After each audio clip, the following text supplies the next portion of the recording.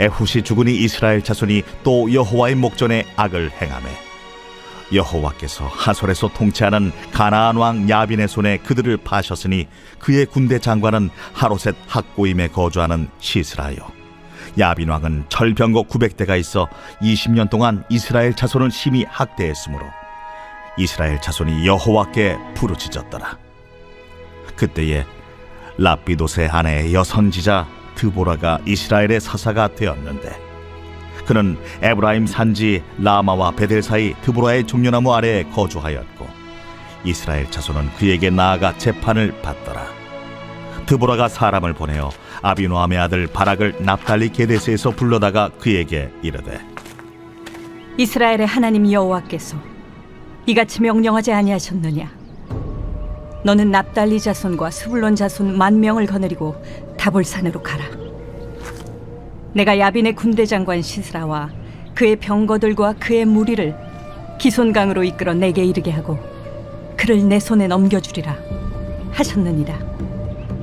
바락이 그에게 이르되 만일 당신이 나와 함께 가면 내가 가려니와 만일 당신이 나와 함께 가지 아니하면 나도 가지 아니하겠노라.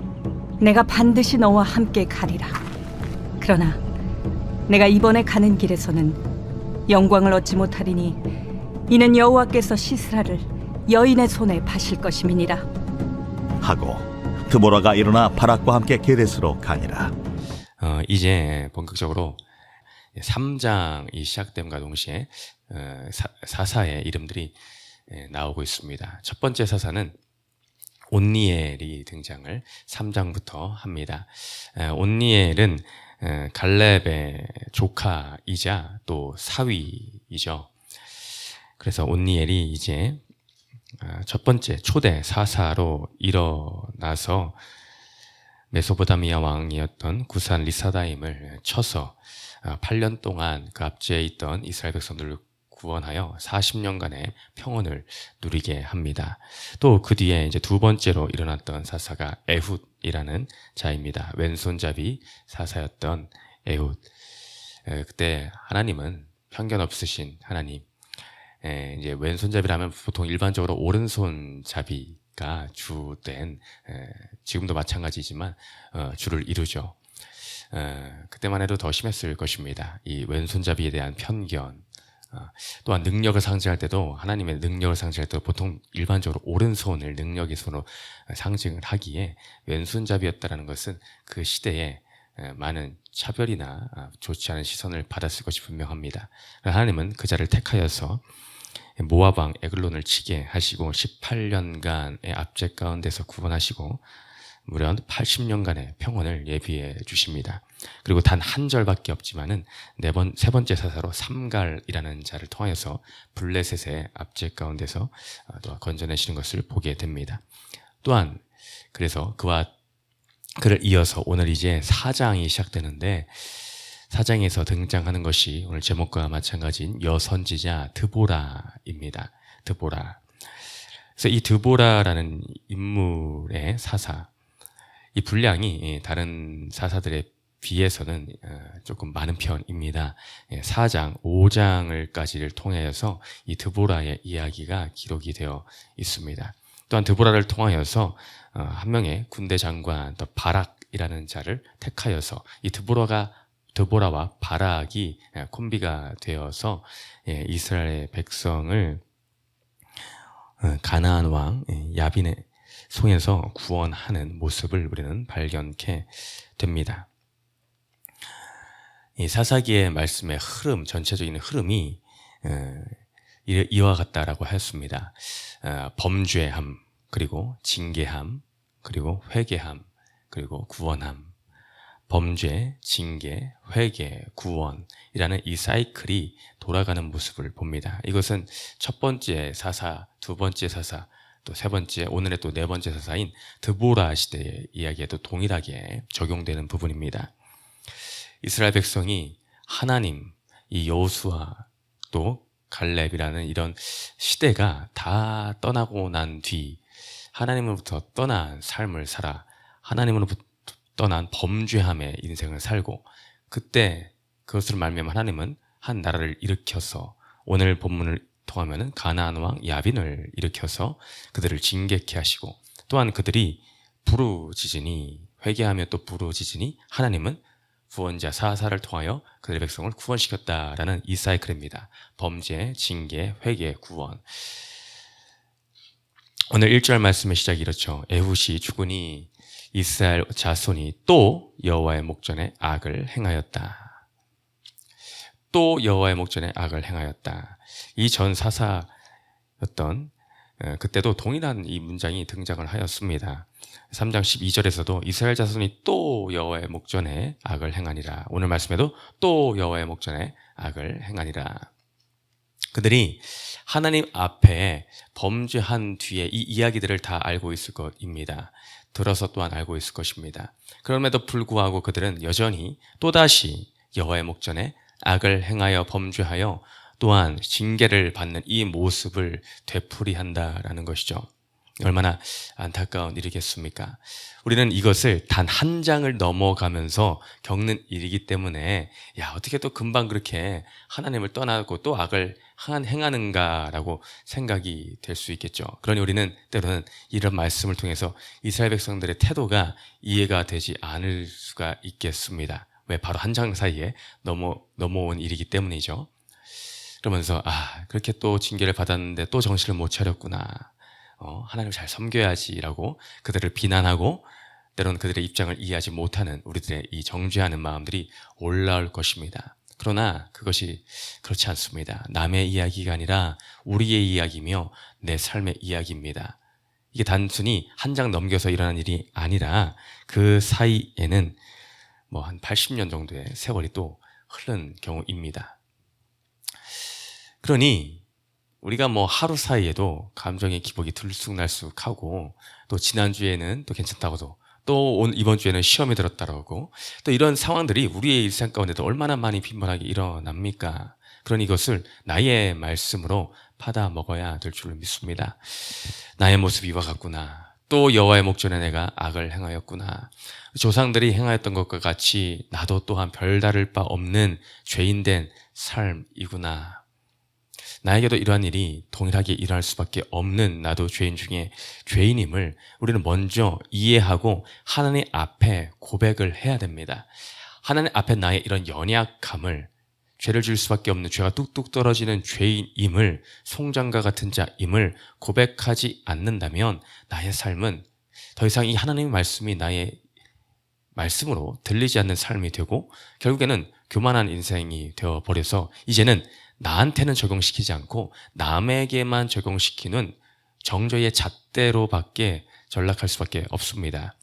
그런 경우에는 이 말씀이 내 삶의 능력이 될 수가 없게 됩니다. 나의 죄인됨을 보지 않는데 더 이상 말씀에 어떤 역할이 있을 수가 있겠습니까? 말씀은 먼저는 나의 죄인됨을 발견케 하시는 것입니다. 하나님이 율법을 주신 목적, 그 첫 번째 목적도 바로 그것이죠. 나의 죄인됨을 발견하지 않는데 어찌 구원자 주님을 찾을 수가 있겠으며 그 구원의 능력이 어찌 나의 삶에서 나타날 수가 있겠습니까? 그리고 오늘도 우리는 말씀에 비춰 그것이 나를 향한 말씀임을 깨달아서 오늘도 나의 삶에 적용시켜야 될 줄을 믿습니다. 주님, 이 또라는 단어가 어찌 이렇게 내 마음 가운데 크게 들립니까? 또 나의 인생도 또 그렇군요. 주님, 나의 죄인됨을 용서하여 주옵소서. 내가 이스라엘 백성과 별반 다를 바 없는 똑같은 자입니다. 라는 고백이 나오기를 소망합니다. 잠언서 26장 11절 말씀과 같이 개가 토한 것을 도로 먹듯 미련한 자는 그 미련함을 거듭한다 라고 합니다. 주님, 내가 미련한 자입니다. 토한 것을 또다시 또 삼켜 먹는 미련한 자가 바로 나이군요. 나의 이 미련함을 주님 벗겨 주시옵소서. 우리 잠언서 큐티를 얼마 전에 끝냈지 않습니까? 이 잠언서를 통하여 미련함은 벗겨지고 하나님의 지혜를 닮은 자, 그래야 하나님만을 온전히 섬기고 떠나지 않는 자, 이 또라는 단어가 더 이상 내 삶 가운데 사라지기를 소망함과 간구함으로 오늘도 그렇게 기도하며 나아갈 때에 주님은 구원의 손길로 우리 인도해 주실 줄 믿습니다. 그래서 그들이 악을 행함으로 가나안 왕 야빈의 손을 들어 그들을 치게 하시고 징계케 하십니다. 또한 그 군대 장관의 이름은 시스라라고 하는 자였습니다. 이를 통하여서 20년간 그들을 학대하게 하였다. 그들 손에 넘겨버렸다라고 합니다. 그로 말미암아 그들은 또다시 하나님을 그래도 찾게 됩니다. 비록 범죄하여도 이 징계하심의 큰 뜻을 깨달아 하나님 앞에 돌아오는 인생이 가장 복된 인생입니다. 복된 인생이 무엇입니까? 라고 물을 때 여러분 무엇을 대답하시겠습니까? 우리는 주저없이 회개하며 돌아가는 인생입니다. 라고 대답해야 됩니다. 큰 돈을 만져서 성공하여서 그것이 가장 복된 인생이 아닌 회개할 줄 아는 인생, 가슴을 치며 통곡하며 여호와의 이름을 부를 줄 아는 인생, 그 인생이 가장 복되고 아름다운 인생이며 주님이 기뻐하시는 인생입니다. 우리의 마음의 강팍함을 벗겨버리고 주님 내가 여기 있사오니 나를 받아주시옵소서. 내가 두 손 들고 천부여 주 앞에 나아옵니다. 주님 나의 죄를 용서하여 주옵소서라는 겸손의 자세가 오늘 우리의 삶에 내 삶에 있기를 소망합니다. 그러므로 이제 주님은 이 여선지자 드보라, 랍비돗의 아내인 드보라를 택하여 사사로 삼으시고 그들을 구원할 계획을 주님은 세워 가십니다. 또한 사사 드보라와 더불어 그에게는 군대 장관 아비노함의 아들인 바락을 세워 같이 동역자로 협력자로 붙여 주십니다. 그 당시에 이 여선지자, 여자 사사가 등장하였다라는 것은 유일무이한 일입니다. 유일하게 이 드보라라는 이 여인만이 여자로서 택함을 받아서 사사로서 쓰임을 받은 자였죠. 그만큼 희귀한 일이고 남성 중심의 사회였기 때문에 이 여자 드보라 사사를 택하였다는 것은 그만큼 놀라운 일이라고 할 수 있죠. 하나님의 그 뜻을 이루는 데 있어서는 뭐 남녀노소가 상관이 없습니다. 하나님의 뜻, 하나님의 택함에는 차별이 없으시고 그 택함을 통하여서 이 드보라를 통하여서 그 민족을 구원의 길로 인도하시는 하나님의 섭리를 우리는 깨닫게 됩니다. 그러니 나의 형편이나 나의 어떠함이 더 이상 우리의 삶에 핑계가 되어서는 안 됩니다. 우리는 나도 모르게 뭔가 합리화를 하려고 하고 이러이러해서 좀 그렇다라는 말들을 입 밖에 버릇처럼 때로는 내뱉곤 합니다. 근데 그때마다 하나님의 뜻이 무엇인가를 먼저 우리는 살펴야 됩니다. 오늘 드보라를 택함 같이 또 바락을 택함과 같이 하나님의 택하심에는 분명히 뜻이 있으십니다. 그냥 택하심이 아니죠. 뭔가 나타낼 그 이유가 있으십니다. 근데 우리가 그것을 거부하고 거절하고 나의 형편과 나의 상황과 나의 기질과 이런 것만 핑계 삼으며 나아간다라고 한다면은 그 삶 가운데서는 하나님의 일하심을 경험할 수가 없습니다. 맛볼 수가 없습니다. 내가 제한시켜 버린다라는 것이죠. 아니 내 인생을 통해서 하나님이 이루실 뜻이 있어서 분명히 택하여 그 자리에 불러 세우셨는데 내가 안 간다고 하면은 어떻게 하겠습니까? 그거 어찌할 수가 없는 것입니다. 하나님의 일하심을 내 스스로가 막아버리는 꼴이 되고 마는 것이죠. 오늘 그것을 발견할 수 있는 대목이 이 바락의 태도를 통해서 우리는 제대로 알게 됩니다. 오늘 드보라가 바락을 세우면서 한 가지 말씀을 전달해 줍니다. 6절 말씀에 보니 바락을 납달리 게데스에서 불러다가 그에게 이르되 이스라엘의 하나님 여호와께서 누가 합니까? 이스라엘 하나님 여호와께서 이같이 명령하지 아니하셨느냐. 이것은 드보라의 명령이 아님을 강조하는 것입니다. 여호와 하나님께서 이같이 명령하지 아니하시냐. 너는 바락이죠. 바락아 너는 납달리 자손과 스불론 자손 10,000명을 거느리고 다볼산으로 가라. 내가 야빈의 군대 장관 시스라와 그의 병거들과 그의 무리를 기송강으로 이끌어 내게 이르게 하고 그를 네 손에 넘겨주리라. 여호와의 말씀이 떨어졌습니다.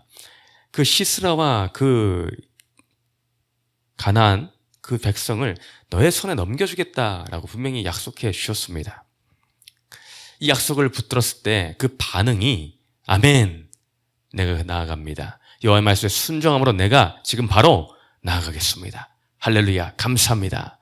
내 삶을 통하여 주님 영광을 보게 하시니 감사합니다 라고 나아갔으면 얼마나 좋았겠습니까? 근데 그 다음 절에 바로 바락이 뭐라 합니까? 바락이 그에게 이르되 만일 당신이 나와 함께 가면 당신이 나와 함께 가면 내가 가려니와 만일 당신이 나와 함께 가지 아니하면 나도 가지 아니하겠습니다 라고 합니다. 그러니까 조건을 붙입니다. 만일 당신도 좀 함께 가주세요. 드보라 사사요, 당신도 좀 함께 가주세요. 그러면 내가 가고 당신이 안 가면 난 안 가겠습니다 라고 하는 것입니다. 그의 기질적인 부분이 겁이 많구나, 믿음이 부족하구나 라는 것을 우리는 발견케 됩니다. 그가 아멘으로 믿음의 확신을 가지고 나아갔다라고 한다면 얼마나 좋았겠습니까? 그가 이 믿음의 없음으로 나와 함께 가달라고 하니 어쩔 수 없이 드보라가 뭐라 합니까? 내가 반드시 너와 함께 가겠다. 그래, 바람이 그렇다면 내가 너와 함께 가겠다. 그러나가 붙죠. 내가 이번에 가는 길에서는 영광을 얻지 못하리니 이는 여호와께서 시스라를 여인의 손에 파실 것입니다 라고 합니다. 안타깝게도 그러나 이후의 조건이 네가 조건부로 붙이니 그러면 나도 그러나가 붙게 됩니다. 그가 온전히 믿음으로 나아갔다면 그의 손에 온전히 하나님은 넘겨주셨을 것입니다. 시스라의 그 목을 그 바락의 손에 넘겨주셨을 것입니다. 그러나 오늘 말씀처럼 네가 조건을 붙였기 때문에 너의 삶을 통해 하나님의 영광이 온전히 드러나지 못할 것이다. 그 손을 여인의 손에 넘겨버렸다. 그래서 내일 이제 본문 보시면은 21절에 그런 결과를 우리는 보게 됩니다.